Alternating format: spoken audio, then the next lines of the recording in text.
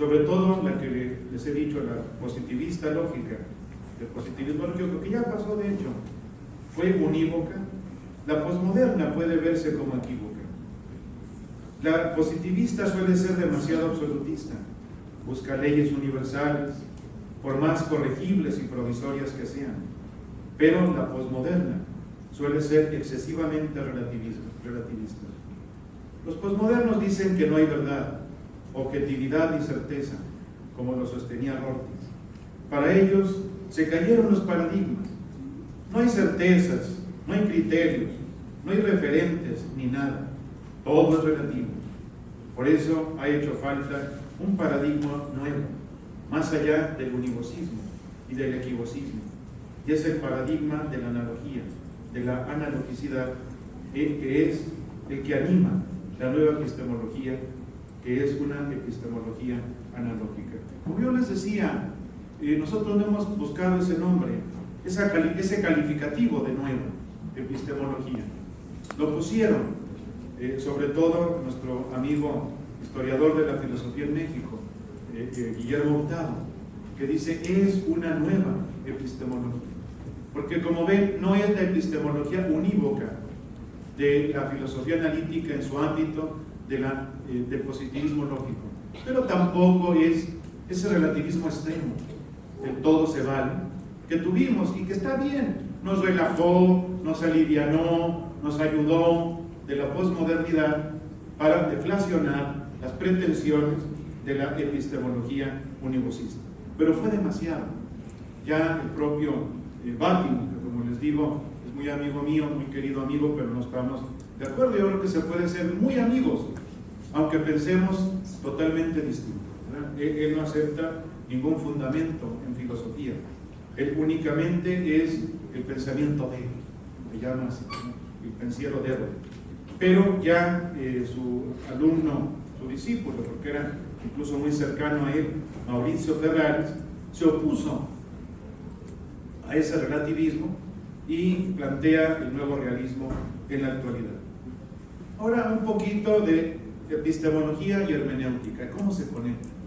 Y voy a terminar rudamente el tiempo, que sea unívoco en cuanto al tiempo, voy a tratar de aplicar epistemología y pedagogía, para que nos podamos intercambiar algunas cosas, ya me platicaré.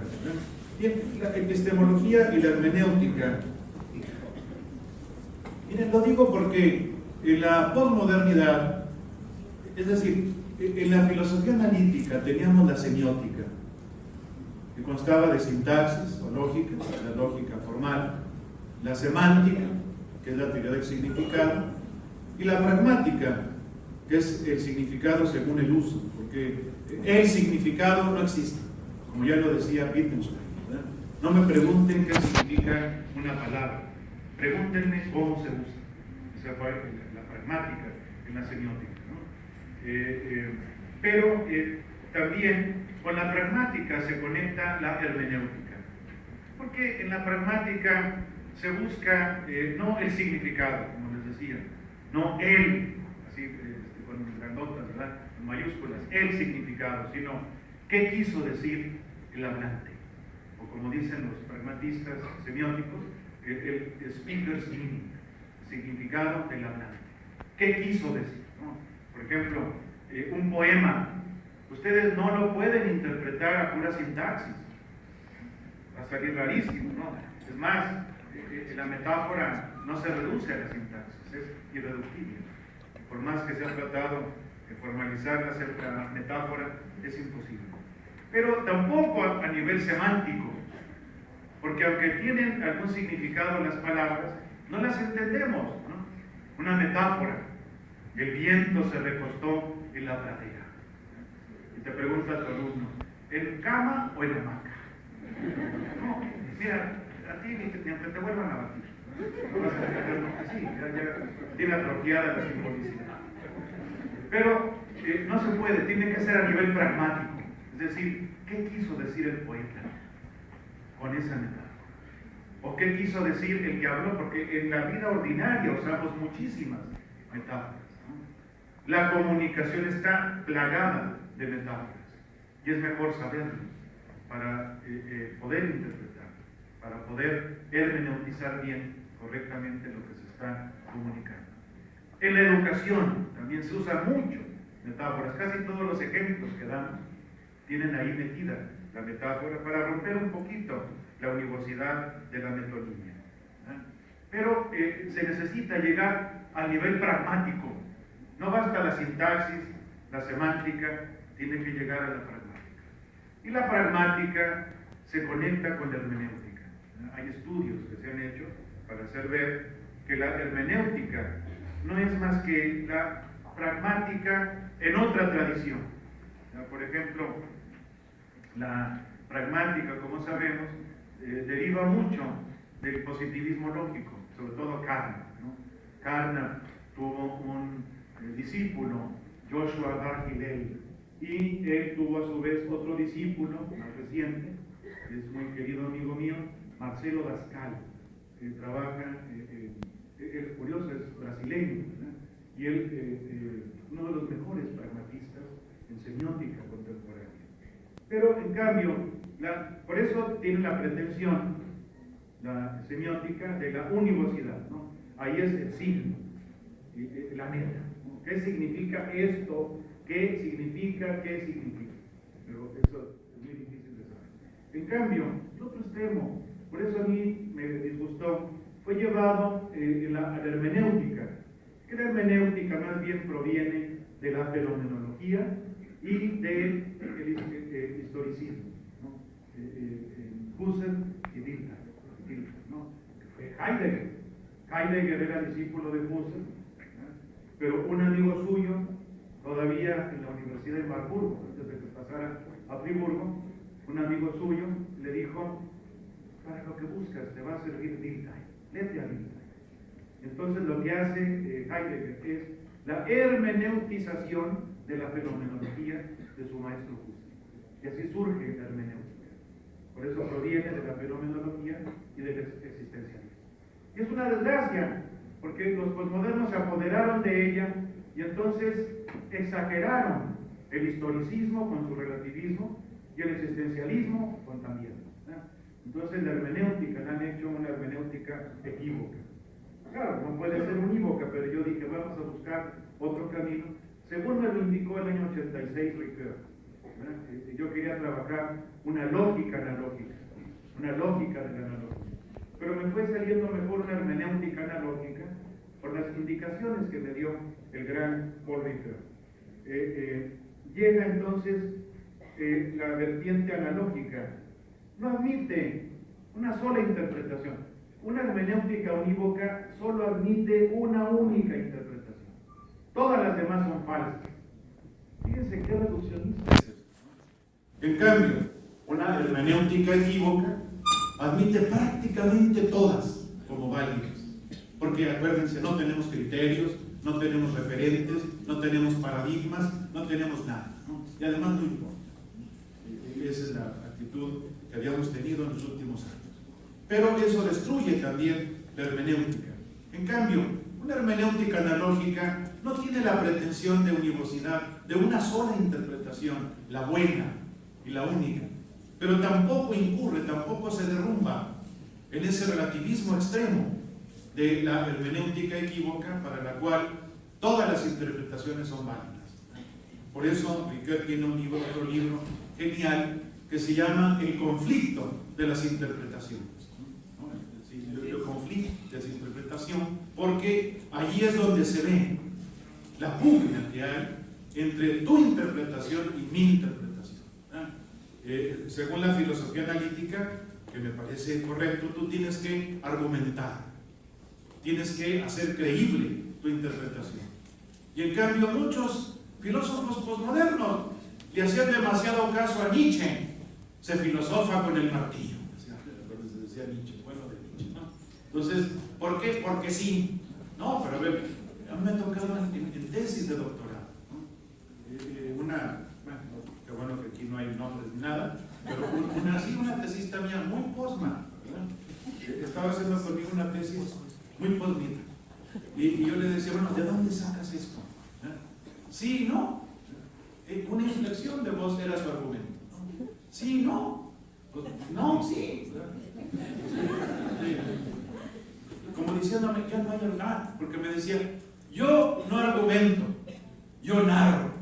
No, narro es el rector. Narro es el rector, entonces puede hacer lo que quiera, ¿no? Pero tú aquí tienes que argumentar. Uy, me injurió. Ya no estás a la altura de los tiempos, ¿verdad? Porque en la posmodernidad no se argumenta. Si muerdes el anzuelo, qué bueno. Pero yo todavía, a la clásica, a la tradicional, pienso que una tesis de doctorado, todavía lo pienso así, es sostener algo y argumentar a favor de ello, ¿no? Porque esta no me recetaron. Pero sin caer, como les decía, en una hermenéutica univocista, que pretende totalmente tener la interpretación correcta y única. Eso lo vivimos en la filosofía analítica. Yo recuerdo también, tuvimos ahí en alguna ocasión a un gran filósofo analítico, murió hace poco, Hilary Putnam. Y Putnam nos decía, hay una única descripción de la realidad. Claro, la de él, ¿no? pero hay otra. Trataba yo de convencerlo, miren, en una, claro, para la, ¿cómo se llama? Hermenéutica equivocista, era otro filósofo analítico, Donald Davidson. Para él todas las descripciones de la realidad eran válidas, nada más que se aplicaban a mundos diferentes. Bueno, ya con este tengo suficiente, ya para qué busco otros mundos. Bien, en cambio les decía, en la hermenéutica equívoca o equivocista, todas las interpretaciones son válidas, pero eso destruye, hasta nos da un mal nombre a los de hermenéutica. En cambio, grandes hermeneutas de hoy en día, sobre todo, fíjense, seguidores del grande Hans-Georg Gadamer. Vivió 103 años, ¿verdad? Recorrió todo el siglo XX y murió hasta 2003, vivió 103 años. Él escribe un gran libro que se llama Verdad y Método. Son casi 700 páginas. Y hay una colega mía que me dice, o sea, tiene una lectura de Gadamer como post. Y dice, sí, las escribió para demostrar que ni hay verdad ni hay método. Bueno, invitamos al gran discípulo de Gadamer, que es Jean Grondin, canadiense, ¿verdad? Que la escuchó y me dijo, oye, fíjate que si oyera mi maestro a esta colega tuya, se revuelve en la tumba. Tanto que le costó hacer ese librote para demostrar que hay verdad y método, pero no como los del Círculo de Viena, que eran los de ese entonces, los años 30, que hablaban feo de su maestro Heidegger, Kahn, sobre todo el Rudolf Kahn. Él decía, no, ese Heidegger pues, es demencial, está loco, ¿verdad? Porque habla, dice que la nada nadea, la nada no sale nada, y el mundo mundea.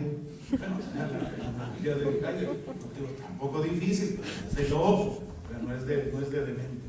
Y en cambio, Gadamer, el discípulo de Heidegger, pues así trató de defender a su maestro, diciendo, hay verdad y hay método, pero son analógicos.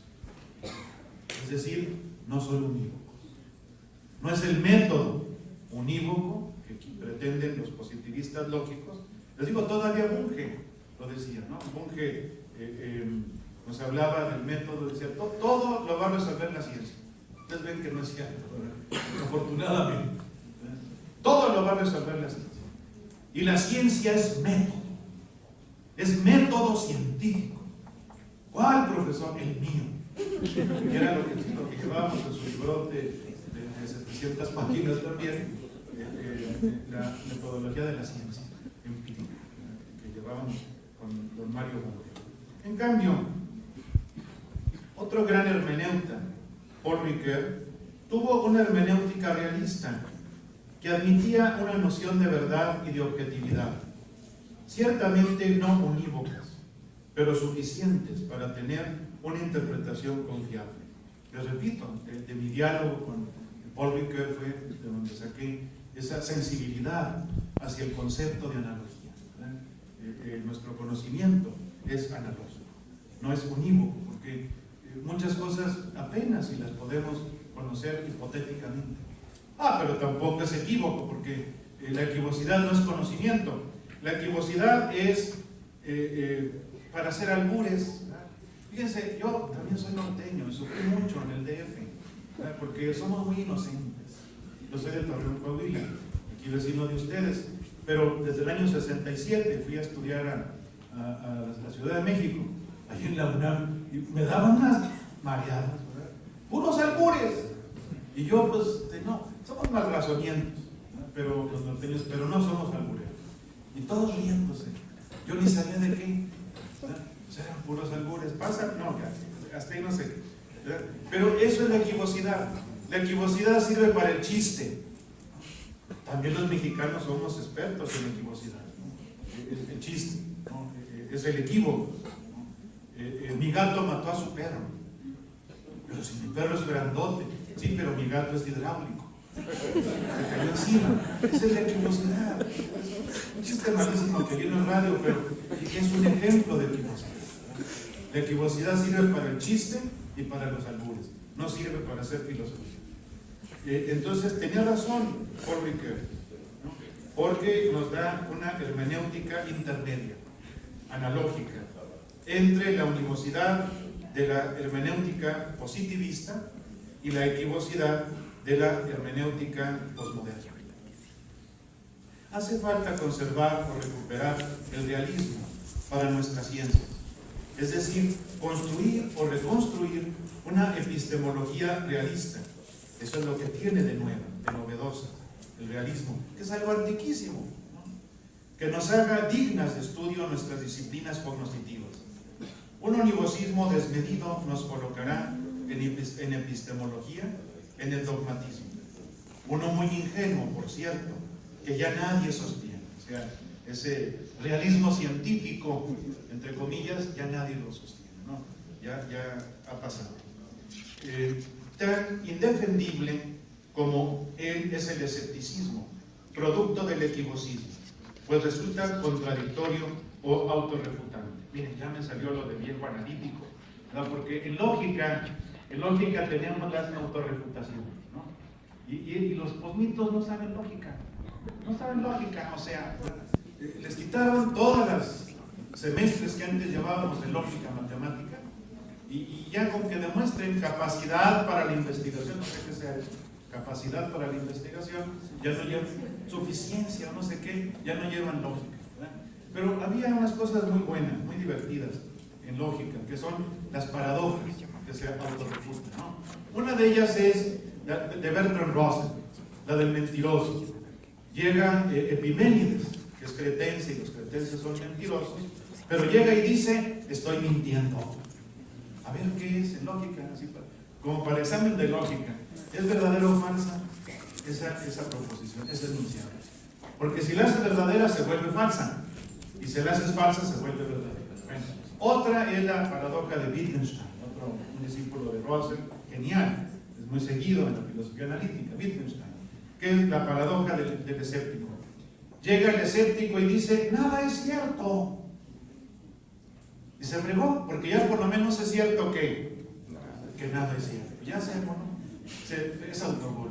Bueno, no, en lógica decimos autorrefutación. Es autogol. Y se queda el pobre, pues ya me fregaron, ¿no? ¿Para qué le sigo? Pero ahora tenemos otra paradoja. Más la digo rápido, que me divertió mucho con los postitos, ni se daban cuenta de que se autorrefutaban así, con su relativismo absoluto. Hasta los términos son excluyentes, ¿no? Relativismo absoluto, ¿no? Y decía, todo, me dice usted, cálmese, porque todo es relativo. ¿Sí? También es relativo, ¿qué? Que todo es relativo. Manda. No sabía que se había autorrefutado, porque no llevan lógica en la actualidad, ¿no? Entonces ya hasta se aburría uno. Pero bueno, ya ven que hasta les hablo con cariño, les digo posmitos. Pero ya el posmo se fue, ya se terminó la posmodernidad, porque no se sostenía. Y miren, la gente no es tonta. Creemos que le engañamos en filosofía, en comunicación, en pedagogía, pero no le engañamos. Y todo da de sí. Y llega a un agotamiento, ¿verdad? Entonces la posmodernidad cansó. y además se agotó internamente, porque ya todo era repetir, no hay verdad, no hay objetividad, no hay nada, y es más, no importa. Pues sí, está bien, vamos a cerrar la facultad. O pasen todos por su doctorado. Si no hay verdad, ni objetividad, ni hay criterios, no, pues pásale. Es más de doctor, no lo pidas de licenciado. De doctor, no tiene caso ninguna cosa.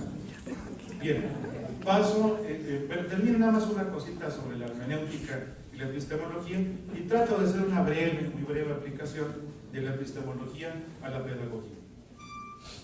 La necesidad de este realismo se ha dejado sentir recientemente. La más reciente historia de la filosofía habla de esta necesidad. En contra